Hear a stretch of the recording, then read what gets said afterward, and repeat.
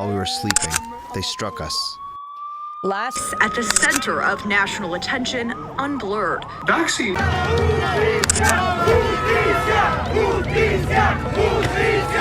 Kita bicara mengenai demokrasi kita, apakah makin sempit setelah...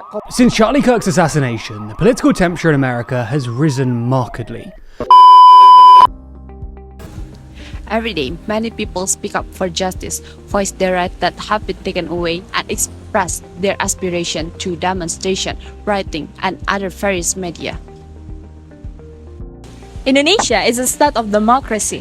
All citizens have the right to voice their opinions. But why are there still so many state policies that restrict this right?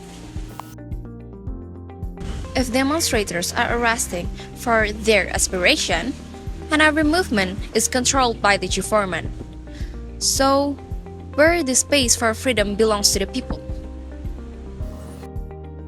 Democracy is not about who is the loudest, it is about how we maintain freedom without sacrificing security.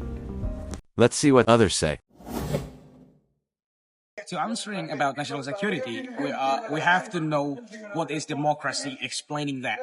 So despite the other pemerintahan yang lain, berbeda dengan pemerintahan lain yang kadang-kadang memaknai national security atau keamanan nasional itu sebagai usaha rezim atau usaha pemerintah yang berkuasa untuk melindungi kekuatan politik mereka.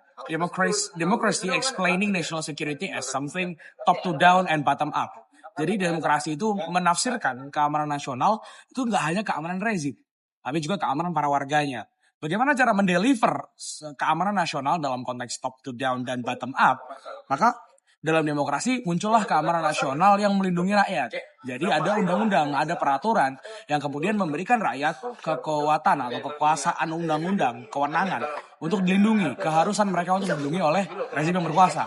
Beda dengan negara-negara otoritarian yang berkedok demokrasi, mereka menetapkan suatu peraturan keamanan itu focusing on the regime, focusing on the powerful person di negara itu. Jadi demokrasi memaknai national security sebagai sesuatu yang top to down dan bottom up. Jadi selain mengawasi yang atas, yang bawah juga harus aman. How democracy protect it? Yep. Democracy is something made by the people, for the people, and all of by the people. So democracy must be included the civil rights and the codex of law into the system. Jadi sistem yang disebutkan oleh demokrasi itu memang diniatkan untuk membela yang lemah, membela yang sebenarnya tidak bisa disuarakan. Jadi konteks demokrasi sebenarnya kan lahir Demos Kratos ya di Yunani. Itu Aristoteles, kemudian Athens, orang-orang Yunani itu memang memimpikan, orang-orang Romawi dari Yunani saat itu memimpikan sebuah sistem di mana harus ada banyak orang yang ikut serta dalam sistem tersebut.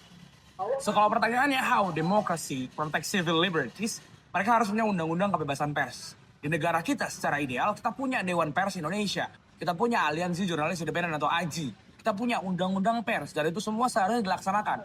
Kita harusnya punya undang-undang kebebasan bersuara karena undang-undang dasar menjamin bahwa semua orang boleh berserikat, boleh berkelompok asal tujuannya tidak melanggar undang-undang.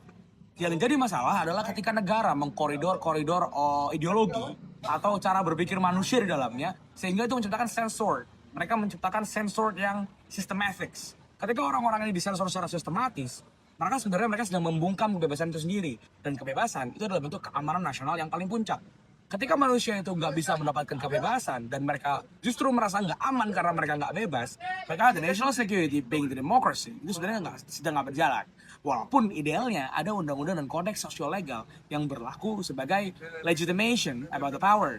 Tapi kalau power itu sendiri pada akhirnya repressive ke people yang menjadi penopang ya, ibaratnya kita ibaratkan rumah panggung, negara itu rumah panggung, demokrasi by the people itu tiang-tiangnya.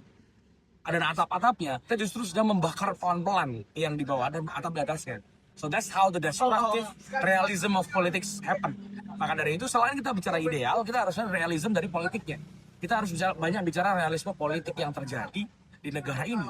Bahwa sebenarnya we're not get sued. We always got sued by the people who must be protecting us.